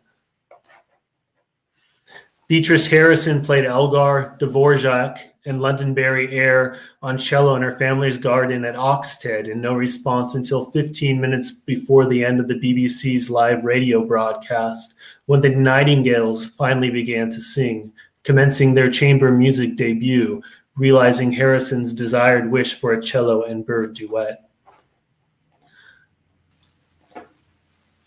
Robert, is this the piece that we did in Antwerp? Yes, it is. Right. So yeah, I mean, just a little bit of context. Like in this piece, there's several things going on simultaneously, and one is the reading of these texts. Right. One performer reads the list, and another performer reads these texts. Yeah, and that's even just one possible version, but that's the version we did there for sure. Yeah. Laura, I'm kind of curious, like what you were trying to shift or you kind of introduced this idea of iconography. That seems to me like it's difficult to pin down exactly what that is. I mean, in a way, I would like to think like what Robert is doing is a sort of iconography. Yeah, Robert, thank you so much for sharing those texts. They're really wonderful. And I feel really strongly this correspondence of like, the idea of like a bird and birds and their habitats and their migration patterns determining where in the world you can hear certain sounds. And so the, inherent site specificity of that, and then in a similar but different way, a way in which you're engaging with like the natural and the sort of strange or unnatural things that arise like from the names of some of these birds, or like the associations that can be made with them, pegging the place and bird and sound and memory all into, something that you could literally place on a map. And so,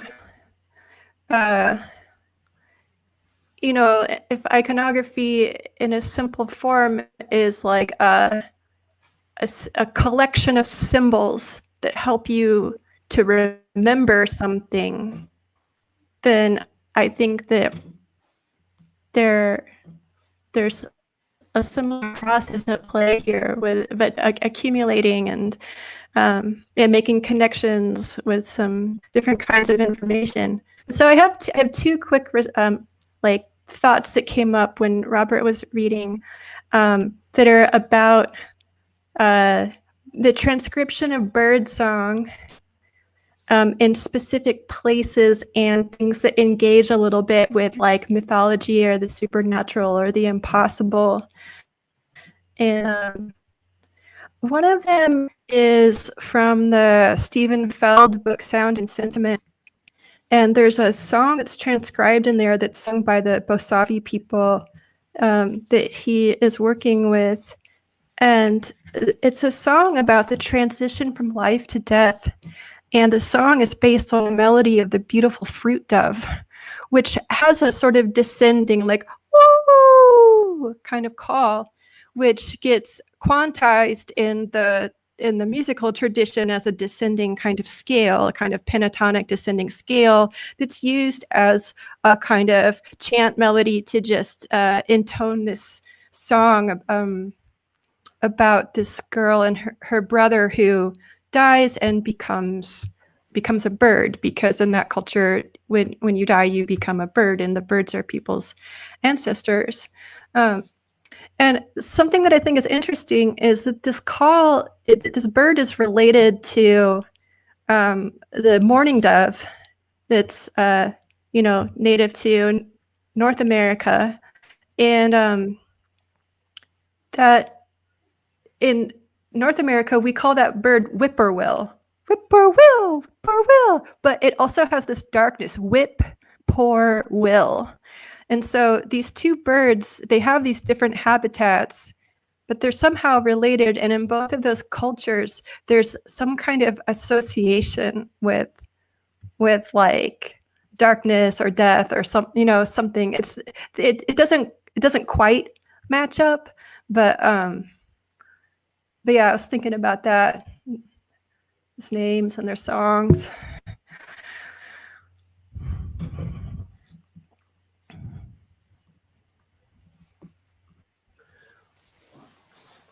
Yeah, again, I just kind of want to, I think it's quite amazing, again, just to point out that, you know, Laura and Robert don't really know each other, and yet independently, there's these two very unique practices that clearly can converse with one another. And I think that that's pretty fascinating, and it's nice to hear you guys reflect upon one another's work, as different as it is.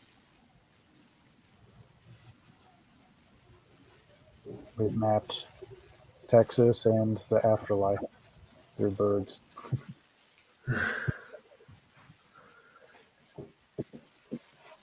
I wonder if, I guess I'd like to say one thing, which is maybe this ties back into the idea of history nicely, which is that we have the past, but we also have history. And history is really just kind of what we make it to be. And that maybe, you know, I just have to think about the idea of just making connections amongst diverse elements. So I think about what you were doing earlier, Laura, in showing these images, in that in a way that's it's like this, through that, and like the practice of like putting elements together. What composing is, putting things together, is like a way of creating history. Where history, of course, is an artifice. It's kind of what we make it. Hope that made some sense. Oh yeah.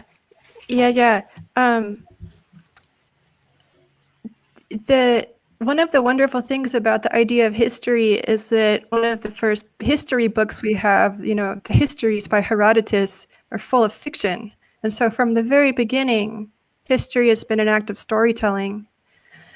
And one of the sonic examples from that book that's super relevant to me, that translates directly to sounds I make in my performance practice, is descriptions of the oracle at Delphi in Herodotus. And in Herodotus, he says that the oracle at Delphi spoke in perfect dactylic hexameter, which is the meter of epic poetry. And you know, this is something people were trained to do. Storytellers were trained to speak in this meter. So the thought that she could just spontaneously utter things in perfect rhyme is not so crazy, you know, to imagine.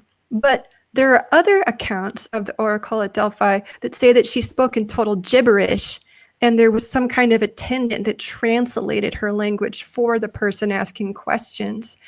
And point being, we don't know, and this institution was around for hundreds of years, and the musical, sonic, linguistic performance that could have happened there could very easily have been many different things at many different points in time. But as a musician, I can still look back and see two different ways that somebody is stretching their language beyond the norm and using that method of stretching to map to the idea of the supernatural, that this is the language that is used to communicate divine messages.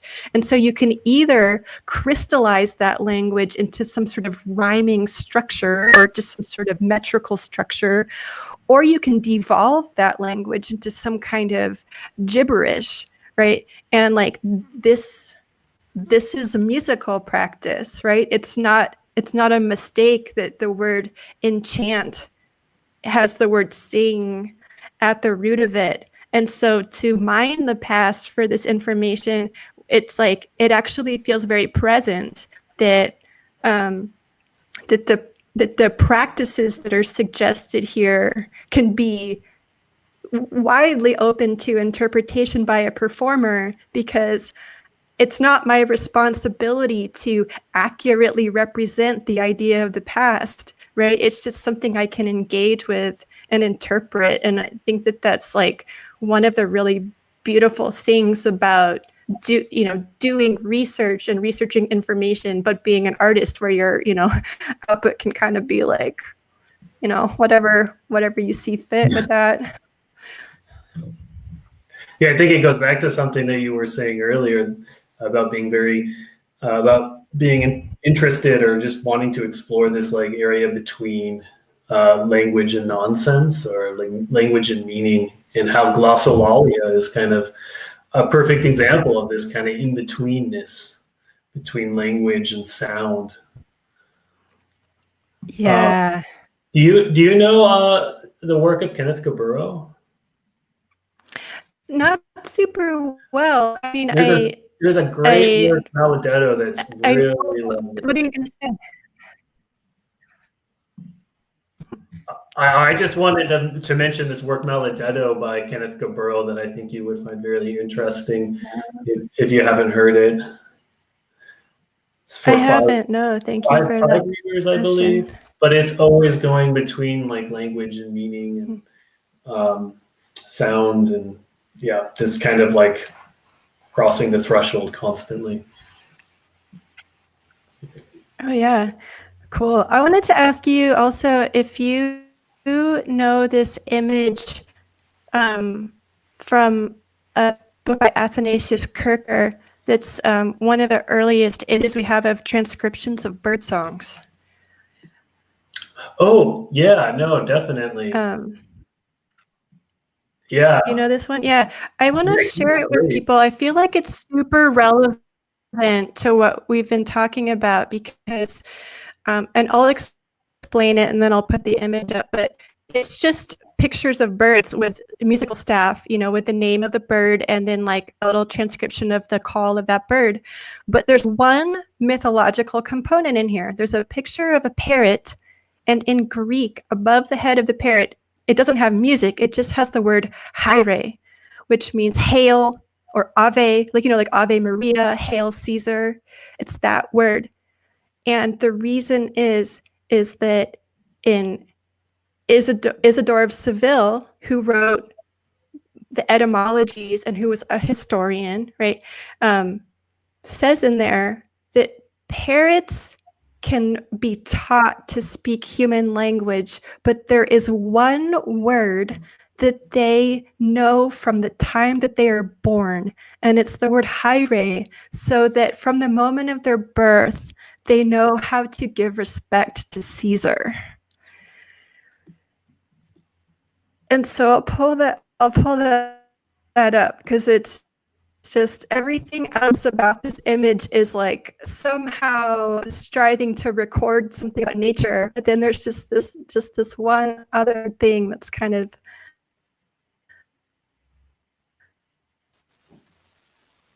While you pull that up, I will suggest that it's been about 2 hours, which is longer than most of our sessions. So I leave it up to you guys how you want to proceed with that. I just also wanted to make like one quick comment, which I think is really amazing. Again, a connection between the two works is that there's again the genesis of it is through this sort of fascination and interest in these various topics, be it myth, development of language, bird song.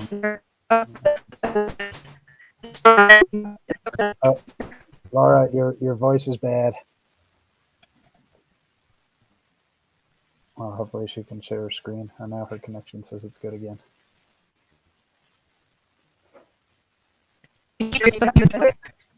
Laura, we don't hear you so well. Hi, I think maybe I can hear you again. Now we can hear you. Are you going to share your screen?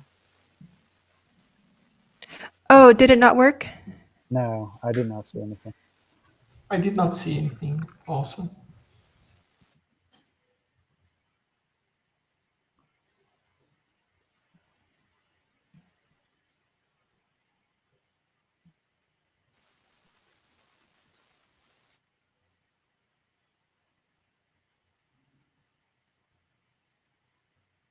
Still just an avatar, computer avatar.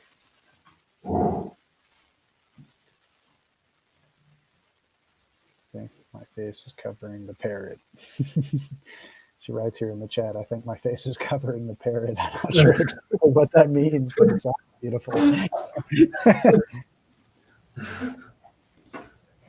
Oh, well, maybe I can share, because I think I have this somewhere on my computer.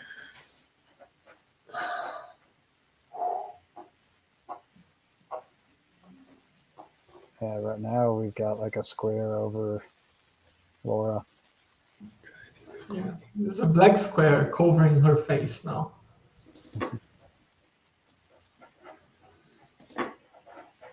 And she's muted. I don't know how to show you that picture the way that I would like to, so I think that it's just a failure of technology right now. If you'd like to send it to me later, I can send it to the new email list that we create that will not also be selling Christian singles. So we'll not have your photo. But Robert said he might have at least some kind of copy of it. Mm-hmm. But maybe while he looks. I think it's more for the idea anyways, just of, finding these correspondences with like the idea of, recording and birds and place and fiction. Yeah, I have it. Does anybody else have any questions while Robert looks? Just have to find the right page. Here we go. I think this is the one. Okay, let me share. Ooh, wrong browser.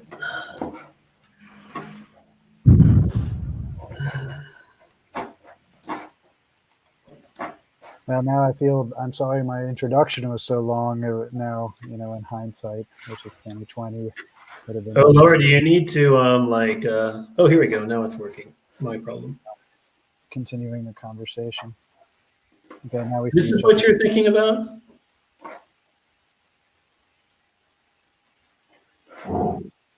We might have lost Laura. Oh. Yeah, that's the one she said in the chat box. Yeah. Yeah, this is great. It's right here, right? What I love as well as right above it is this transcription of a nightingale. And there's this one, so he divides it into 3 sections. They're like descriptions of the type of song. So it's an analysis of the nightingale, except he gets this one part here, and it's like, it's in Latin, but it means something like chromatic and harmonic. I can't really make any sense of it. And then it goes back to everything else. And it's just this sort of out of tune weirdness, and he can't, find the notation for it. And because it doesn't fit our notational system. So kind of, and I like to kind of think of that as like kind of a proto sort of like microtonal experimental music, maybe even thing that's occurring there, but just not having the language for it yet.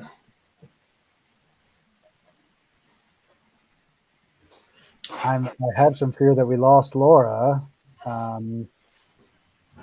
or at least she can only chat through the textbooks. Oh, wait, she's texting. Let's see if I'm making a suggestion, but I'm not sure I understand exactly. But I think we lost Laura, which is unfortunate, simply because she wasn't able to hear Yeah, I guess she can't hear us. So I'm going to suggest this. Let's wrap up. I hope that she can hear me say thank you. If not, I'm going to write here in the chat that's saying I'm saying thank you so much for joining us. Okay, she hears us. But I guess she can't talk. So I can talk. okay. I think this is a good point to end here. We've gone quite a significant amount of time. I really want to thank both Laura and Robert. That was incredibly fascinating and kind of went places I could not imagine or could not have foreseen.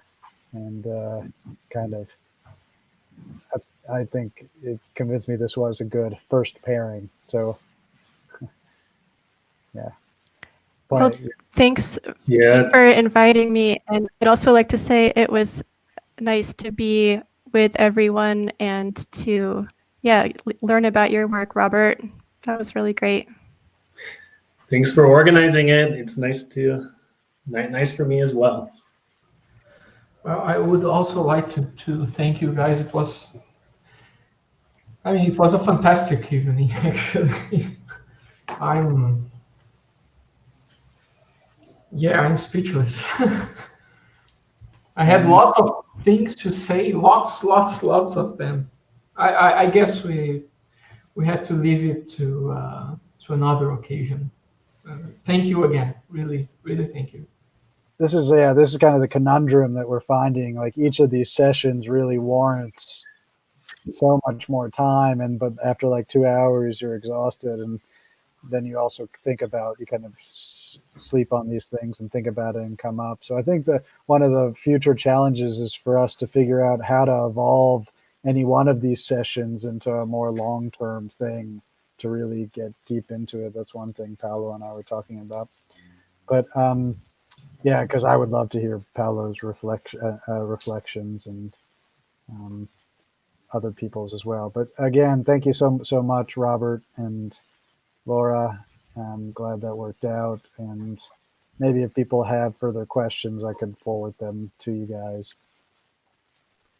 Yeah, please. Yes, if there's any way of continuing conversations through various formats and mediums, that would be really great.